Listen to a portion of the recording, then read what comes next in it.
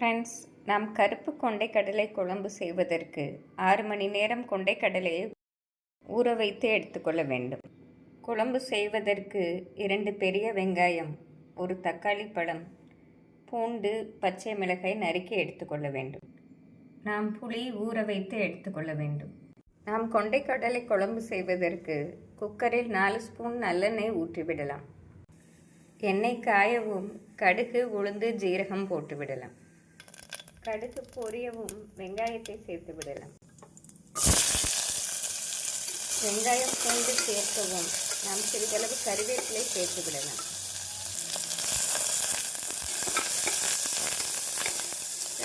இதனுடன் நாம் நறுக்கிய பச்சை மிளகாயும் சேர்த்து விடலாம்.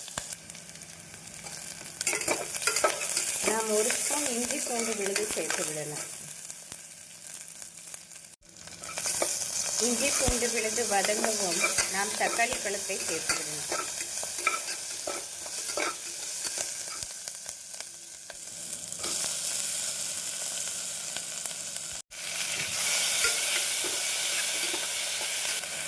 தக்காளி நன்றாக வதங்கவும் நாம் கொண்டைக்கடலையை சேர்த்து விடலாம். இந்த அளவு தக்காளி வதங்கவும் நாம் கொண்டைக்கடலையை சேர்த்து விடலாம்.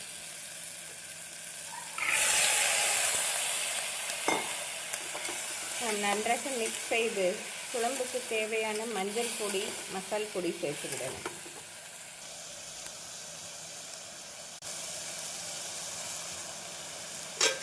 மசால் பொடி நன்றாக கிளறி விட்டு நாம் தேவையான அளவு உப்பு சேர்த்து விடலாம். நாம் உப்பு சேர்த்த பின் அரைத்த தேங்காய் விழுதை சேர்த்து விடலாம். நாம் இந்த அளவு தேங்காயை அரைத்து குழம்பில் சேர்த்து விடலாம்.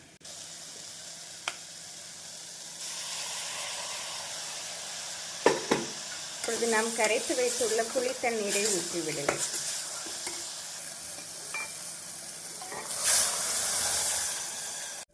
நாம் புளி தண்ணீர் ஊற்றிய பின்பு 1/2 டம்ளர் தண்ணீர் சேர்த்து குக்கரை மூடி 2 விசில் வைத்து விடலாம்.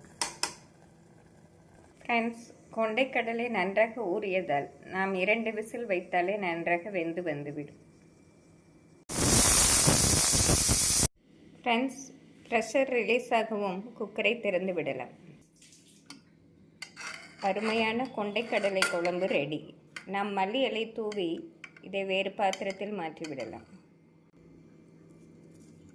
ஃப்ரெண்ட்ஸ், இந்த குழம்பு ஆரோக்கியமாக இருப்பதோடு மிக டேஸ்டியாகவும் இருக்கும். பூரி, சப்பாத்திக்கு அருமையாக இருப்பதோடு நாம் சாதத்துடன் சாப்பிடும்போது மிக டேஸ்டியாக இருக்கும். இது தோசையுடன் நாம் லஞ்ச் பாக்ஸுக்கு குழந்தைகள் கொடுத்தாலும் விரும்பி சாப்பிடுவார்கள். Thank you friends.